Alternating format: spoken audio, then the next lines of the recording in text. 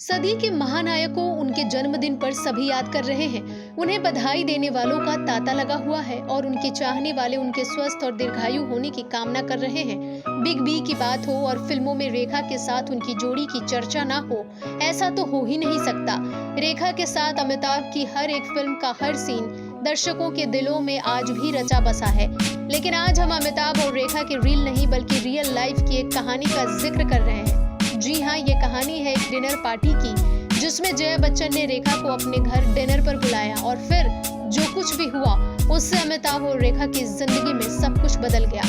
Actor Amitabh Bachchan और actress रेखा के romance के किस्से आज भी अक्सर सुने और सुनाए जाते हैं। हालांकि आज के इस वीडियो में हम आपको बताने जा रहे हैं एक ऐसी डिनर पार्टी का किस्सा जिसने जया बच्चन और रेखा के बीच सब कुछ बदल कर रख दिया था। दरअसल सन 1976 का वो दौर था जब फिल्म दो अनजाने की शूटिंग के साथ ही अमिताभ और रेखा के अफेयर के किस्से भी आम हो चले थे। जया को भी इस बात की खबर हो गई थी कि अमिताभ और रेखा के बीच अफेयर है। ऐसे में एक दिन जब अमिताभ शूटिंग के सिलसिले में कहीं बाहर गए हुए थे तो जया ने रेखा को घर पर खाने के लिए बुलाया। कहते हैं कि जब रेखा जया के घर पहुंची तो सब कुछ नॉर्मल था। दोनों ही एक्ट्रेस के बीच ऐसे बातचीत हो रही थी जैसे कोई बात ही ना हो। दोनों ने एक दूसरे से खूब सारी बातचीत की और इस दौरान अमिताभ का कोई भी जिक्र नहीं हुआ।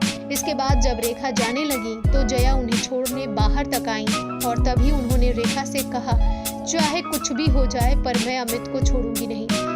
यही वो बात थी जिसके बाद सब कुछ बदल गया था। खबरों की माने तो अमिताभ को भी इस डिनर के बारे में बाद में पता चला था और साथ ही वो समझ चुके थे कि जया उनके और रेखा के बारे में सब कुछ जान चुकी है। कहते हैं कि इस घटना के बाद से बिग बी ने रेखा से दूरी बना ली थी। वो आज तक कायम है।